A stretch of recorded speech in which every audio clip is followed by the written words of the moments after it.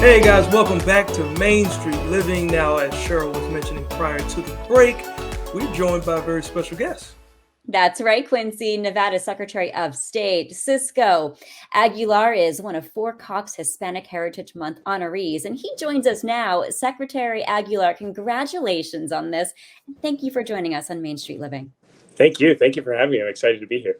Yeah, so first off, what does the recognition as a Cox Hispanic Heritage Month honoree mean to you?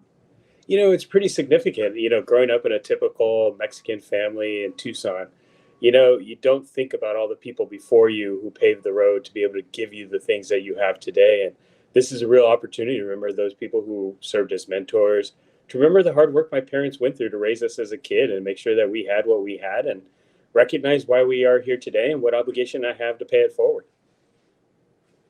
Hey, now, Secretary, you are the founding chairman of the Cristo Saint, I believe it's Viator College. St. Viator, yes. Cool, perfect. Now, what makes that school so unique, and why are you guys so passionate about it? Yeah, no, this is incredible. We talk a lot about education. Clark County is the 5th largest school district in the country with over 350,000 kids. It's significant to find. And today when we talk about education, we're trying to be creative. We're trying to figure out what it is that works with students. Cristo has a really unique workforce program. The students go to school 4 days a week, and then they work 1 day a week in a professional office environment. These students are working in the MGM executive office. They're working at De Casaretti Law Group. They're working for general contractors. They're working with businesses throughout the city. And to be 14 years old, you're a freshman in high school, you get in a van in the morning, you go to work, you get off that van, you spend 8 hours doing a job that you get paid to do. And part of the money or the earnings that you get for working go to cover your cost of tuition. So these students are working every day to cover their cost of tuition, but they're also getting an experience that they would never have otherwise. And when they go to college, our students are 3 times likelier to graduate from college because of the work experience.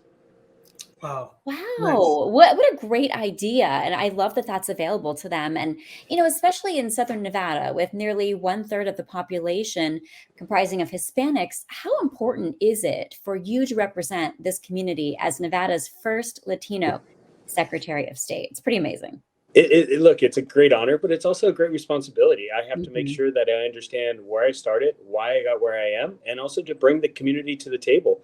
Having a different perspective and having a new ideas and understanding what issues are important to the community. You talk about to any Latino family, I think they're going to tell you education of their kids matters the most.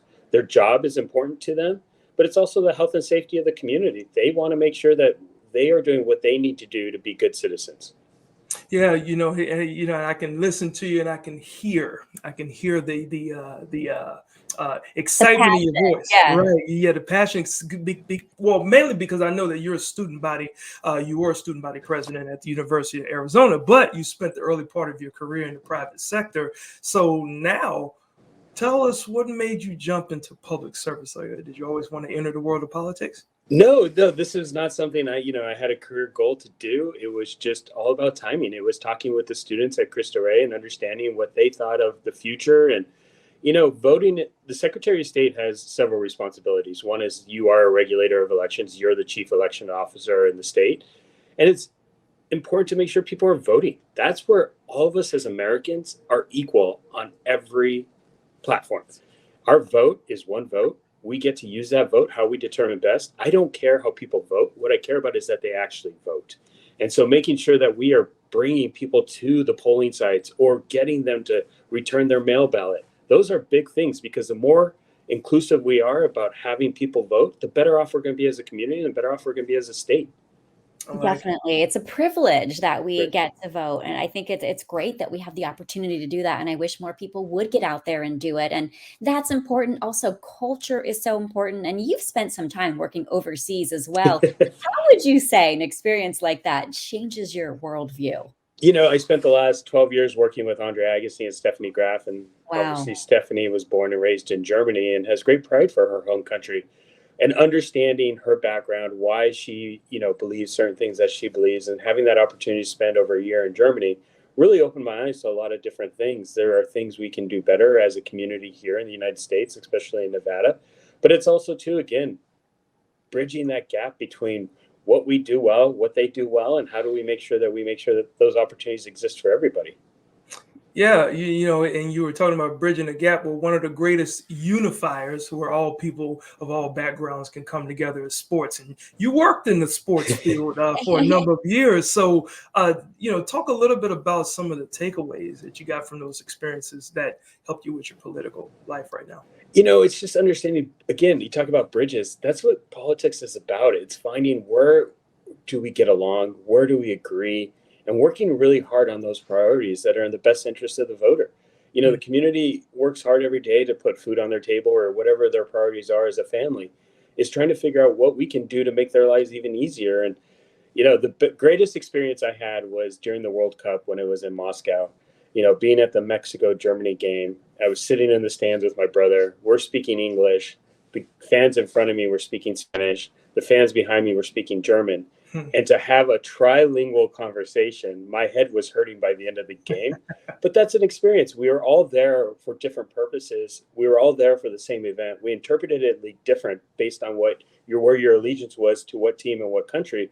But at the end of the day, we all got along, even though we had different priorities and wanted different outcomes. That day Germany lost, which I think shocked a lot of people. But we accepted it. We were there together as a group. And even though we spoke different languages, it was incredible to see the bond that game was able to bring. And that's so important. And I love it that we can do that. And we are about out of time, but we want to say thank you so much and congrats again on the Hispanic Heritage Month honor. And thank you for joining us on Main Street Living. Thank you for having me. It was great to talk with you. Have a great day. Thank you. Take care. That was so awesome, Cheryl. Well, coming up, we're going to take a look at the Cox Presents Salute to Teachers event that recently took place in San Diego County, where 5 Teachers of the Year were crowned. You got to stay with us. You don't want to miss it.